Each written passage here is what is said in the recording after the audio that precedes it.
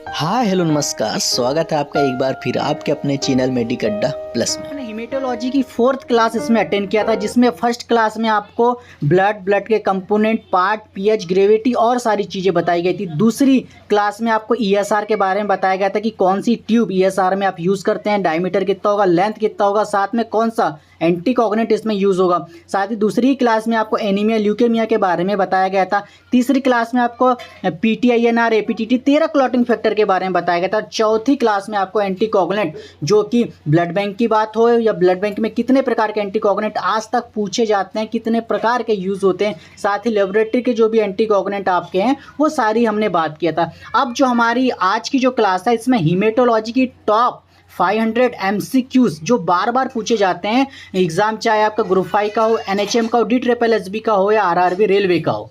साथ ही जो लोग आज हमारी वीडियो को पहली बार देख रहे हैं, अगर चैनल पसंद आता है तो चैनल को सब्सक्राइब करके जुड़ जाइए हमारे साथ अब की बार लैब टेक्नीशियन पार 2024 की रेस में। चलिए आइए देखते हैं। में से पहला क्वेश्चन क्या बोल रहा है, which part of the microscope enlarge the image produce by the objective lens. मतलब क्वेश्चन यहाँ पर क्या कह रहा है कि माइक्रोस्कोप का हुआ कौन सा भाग है जो ऑब्जेक्टिव लेंस के द्वारा निर्मित छवि को बड़ा करता है। मतलब कि अपने को माइक्रोस्कोप का वह पार्ट बताना है जो कि निर्मित छवि किसके, ऑब्जेक्टिव लेंस के द्वारा जो निर्मित छवि होती है उसको बड़ा करने का काम करता है। तो यहाँ पर ऑप्शन में क्या क्या दिया गया है अपन देखते हैं। आईपीस होगा, कंडेंसर होगा, मोटर होगा या फिर डायफ्राम। तो आपको इसका करेक्ट ऑप्शन बताना है। इसका जो करेक्ट ऑप्शन जाएगा आपका आईपीस के साथ। ओके, चलिए आगे देखते हैं। अगला क्वेश्चन बोल रहा है कि resolution power of the microscope due to. मतलब कि रिजोल्यूशन पावर आपको बताना है कि माइक्रोस्कोप का क्या होता है। देखिए रेजोल्यूशन पावर आपको बताते हैं कि जब भी आप मोबाइल से कोई फोटोज़ को क्लिक करते हैं तो देखिए दूर से आप करेंगे तो आपको चीज़ें समझ नहीं आएगी, जब पास जाके देखेंगे तो आपको मालूम चलेगा यार यहाँ तो 2 पेड़ है ना। दूर से करेंगे तो आपको खाली एक दिखेगा। तो वही होता है रेजोल्यूशन पावर। मतलब कि किसी चीज़ को गहराई से दिखाता है, मतलब किसी चीज़ की इमारत की संख्याएं कितनी है, 1 है क्या 2 है। यानी कि आप किसी बैक्टीरिया को देख रहे हैं, दूर से देखेंगे, आंखों से देखेंगे नहीं मालूम चलेगा। जब आप माइक्रोस्कोप से देखेंगे तो रेजोल्यूशन पावर हमें आपको ये दिखाई देगा कि चीज़ें वहाँ पर कितनी आपको स्पष्ट तरीके से दिखाई दे रही है, वो आपको दिखाई देता है। तो ये किसके द्वारा होगा, ये ऑब्जेक्टिव लेंस के द्वारा अपना होता है। तो इसका करेक्ट ऑप्शन किसके साथ चल जाएगा, करेक्ट ऑप्शन चल जाएगा ऑब्जेक्टिव लेंस के साथ।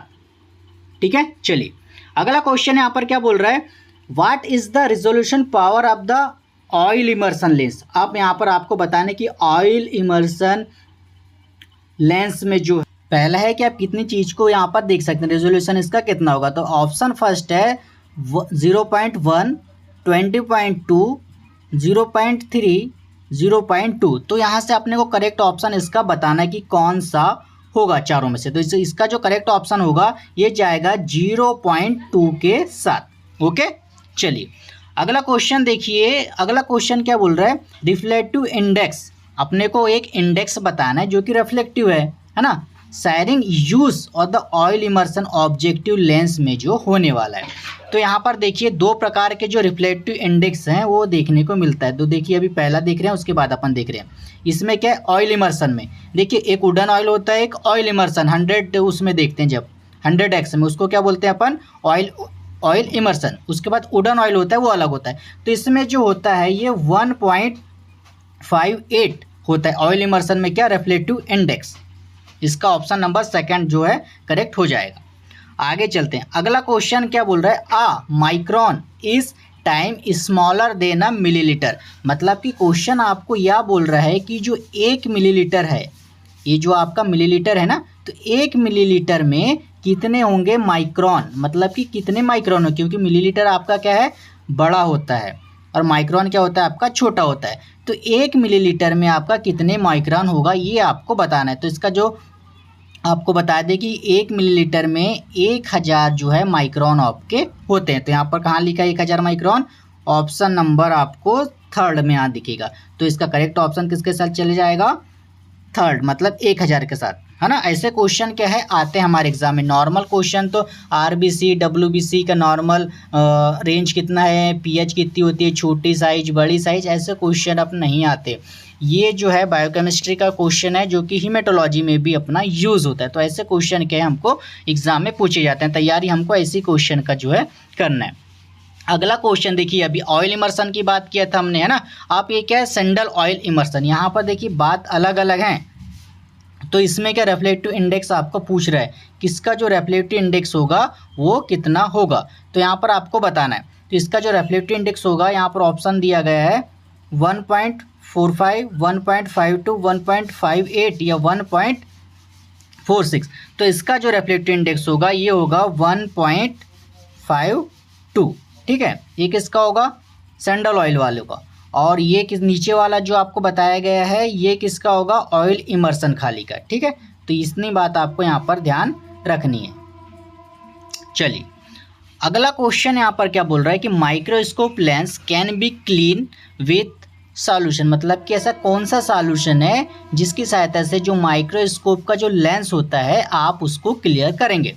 ऑप्शन नंबर फर्स्ट दिया गया आपको कि आप जाइलिन से साफ करेंगे, ऑप्शन नंबर सेकंड कि आप एसीटोन से साफ करेंगे, ऑप्शन नंबर थर्ड आप क्या दोनों का प्रयोग करेंगे, ऑप्शन नंबर फोर्थ कि आप खाली अल्कोहल का प्रयोग करेंगे। तो आपको इसका आंसर क्या है आपको कमेंट्स बॉक्स में बताते भी चलना है। और आखिरी में आपको यह भी बताना है कि आपने जितने क्वेश्चन अटेंड किए आपको यहाँ से कितने क्वेश्चन का जो आंसर था वो पहले से मालूम था, ठीक है। तो इसका जो करेक्ट ऑप्शन हो जाएगा, हम जाइलिन के साथ भी कर सकते हैं और एसीटोन के भी साथ कर सकते हैं। क्या, क्लीन किसका, लेंस माइक्रोस्कोप का, ओके। चलिए अगला क्वेश्चन बोल रहा है कि which is use to measure cell size in light microscope. अब ये अपना जो सेल की जो साइज है, मतलब जो कोशिका की जो साइज है, लाइट माइक्रोस्कोप से आप क्या इसमें देख सकते हैं। तो यहाँ पर क्या यूज़ होगा, ऑप्शन नंबर फर्स्ट आपका दिया है कि ओकुलर माइक्रोमीटर से आप करेंगे, स्टेस माइक्रोमीटर से आप करेंगे, या फिर दोनों से करेंगे, या फिर नॉन। तो इसका जो करेक्ट आंसर जो बुक में दिया गया है ये आप दोनों से इसमें करेंगे। आपको ये चीज़ें क्या है, ऐसी चीज़ें आपको रटने की भी ज़रूरत होती है। क्वेश्चन यहाँ पर क्या दिया गया है, क्वेश्चन बोल रहा है कि राइट द नॉर्मल कंपोनेंट, मतलब कि नॉर्मल कंपोनेंट आपको बताना है किसका, टिश्यू का, which can give fluorescent emission, मतलब कि यहाँ पर बताना है कि कौन से ऐसे विटामिन हैं जो कि नॉर्मल कंपोनेंट आपके टिश्यू में रखते हैं, कब, फ्लोरोसेंट इमिशन के समय। तो देखिए यहाँ पर याद रखना है आपको विटामिन ए और vitamin B. Vitamin B riboflavin जो कि विटामिन B2 होता है, B2 होता है, और थायमिन मतलब विटामिन बी। तो इतनी जो बात अपने को यहाँ पर याद रखनी है, विटामिन ए, राइबोफ्लेविन और थायमिन। ऑप्शन नंबर 4 इसका जो करेक्ट ऑप्शन हो जाएगा, ऑल ऑफ दिस।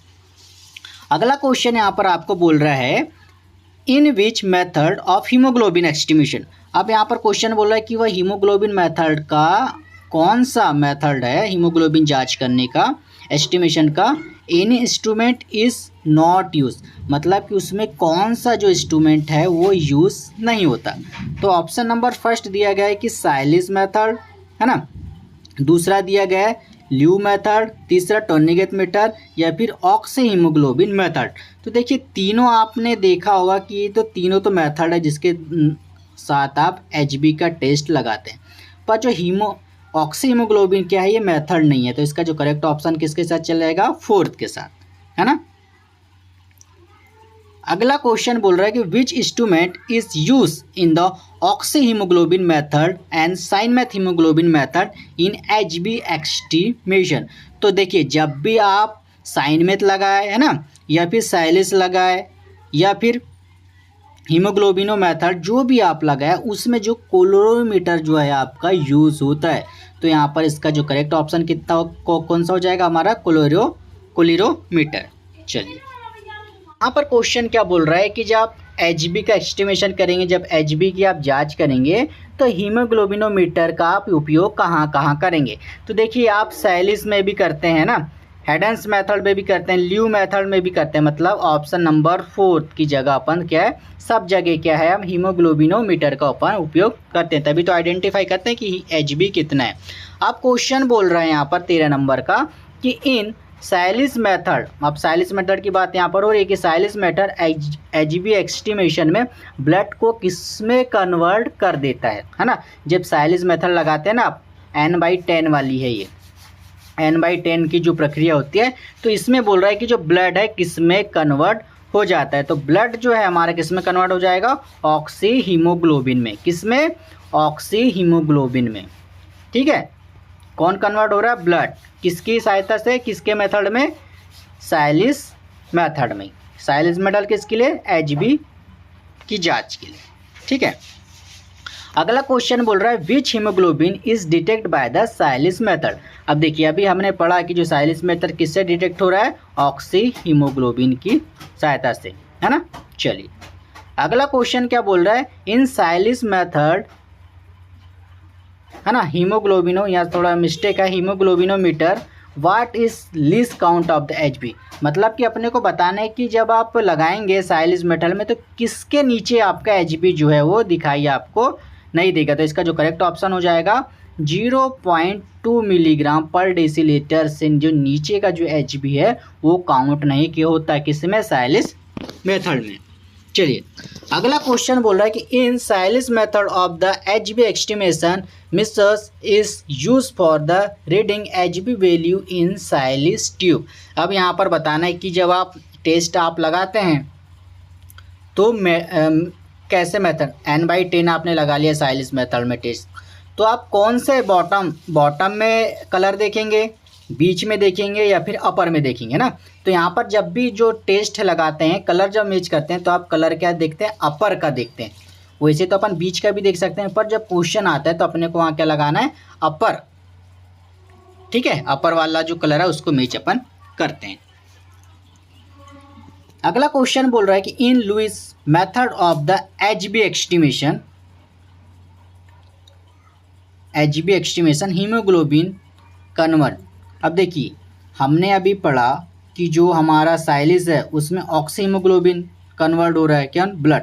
अब इसमें किस में कन्वर्ट होगा, तो इसका जो है ये किस में कन्वर्ट होगा, ल्यूवाई मेथड में। ये होगा आपका न्यूट्रल हीमेटिन में। किस में, न्यूट्रल हीमेटिन में। चलिए अगला क्वेश्चन क्या बोल रहा है, in which method of HB estimation reduce and oxygenated haemoglobin is estimate. अब यहाँ पर बताना है कि वह कौन सा मेथड है जिसमें रिड्यूस हो रहा है, कौन, ऑक्सीजनेटेड हीमोग्लोबिन, मतलब कि जो हीमोग्लोबिन में ऑक्सीजन है वो रिड्यूस हो रहा है। तो कौन सी मेथड अपने को यहाँ पर बताना है, तो ये किस में होगा, ये होगा आपका साइन मैथ हीमोग्लोबिन मेथड में जो है आपका एचबी ऑक्सीजनेटेड जो हीमोग्लोबिन है वो रिड्यूस होता है। चलिए अगला क्वेश्चन बोल रहा है कि 1 ग्राम हीमोग्लोबिन कंटेन % ऑफ आयरन। मतलब कि 1 ग्राम आपने क्या ले लिया, हीमोग्लोबिन, 1 ग्राम आपके जो है एचबी में कितना प्रतिशत जो है वो आयरन आपका होगा, ये आपको बताना है। तो 1.17 या 0.17, 0.34, 0.52, 0.72। तो यहाँ पर आपको बताना है कि 1 ग्राम एचबी में हमारा जो आयरन का प्रतिशत होता है वो 0.34 यहाँ पर होता है। ऑप्शन नंबर जो इसका करेक्ट होने वाला है वो होगा ऑप्शन नंबर बी। चलिए अगला क्वेश्चन क्या बोल रहा है, द कलर। चलिए अगला क्वेश्चन इसमें क्या बोल रहा है कि the colour pigment present in the haemoglobin. अब हीमोग्लोबिन में कलर जो है वो किसके कारण आपको देखने को मिलता है, ग्लोबिन के कारण दिखेगा, हीम के कारण दिखेगा, आरबीसी के कारण दिखेगा, या फिर बिलिरुबिन के कारण आपको जो हीमोग्लोबिन का जो कलर है वो रेड आपका होता है, वो किसके कारण आपको दिखेगा। तो ऐसे जो क्वेश्चन है बहुत पूछे जाते हैं एग्जाम में। तो देखिए वो क्या है, देखिए ग्लोबिन तो एक प्रकार का प्रोटीन है, हीम जो है आपका पिगमेंट है जिसके कारण जो है एचबी हमको रेड होने के कारण हमारा जो ब्लड है वो भी कैसा, रेड हो जाता है। ऑप्शन नंबर इसका जो है वो दूसरा, हीम, करेक्ट हो जाएगा। अगला क्वेश्चन क्या बोल रहा है, अ फॉर्म ऑफ द, यहाँ पर अगला क्वेश्चन क्या है 22 नंबर का, a form of the iron present in the haemoglobin molecules. मतलब कि हीमोग्लोबिन मॉलिक्यूल्स में जो आपका आयरन यहाँ पर दिया गया है वो आयरन जब हीमोग्लोबिन के मॉलिक्यूल में स्टोर होगा तो उस आयरन को क्या कहा जाता है, या फिर वो आयरन का क्या नाम है, फेरिक आयरन, फेरस आयरन, दोनों, या फिर नॉन ऑफ दिस। तो इसका जो करेक्ट ऑप्शन होगा ये होगा फेरस आयरन। तो फेरस आयरन आपके क्या है, हीमोग्लोबिन मॉलिक्यूल्स में प्रेजेंट होता है, उसी को क्या बोलते हैं आप, फेरस आयरन। तो ठीक है, आज के लिए बस इतना ही था। कल आते हैं अपन और आगे हमारी जो जर्नी है 100 MCQs की वो अपन कंप्लीट करेंगे। अपन क्वेश्चन आज तो 22 लिए हैं, कल थोड़ा क्वेश्चन बढ़ाएंगे 30, 50, 100 ऐसे क्वेश्चन बढ़ा के अपन जल्दी 500 का जो है वो अपन इसमें कर लेंगे। ठीक है, साथ ही चैनल को आप सब्सक्राइब करिए, लाइक करिए, तो और हम ऐसी वीडियोस है अपलोड करते जाएंगे। मिलते हैं कल नई वीडियो में।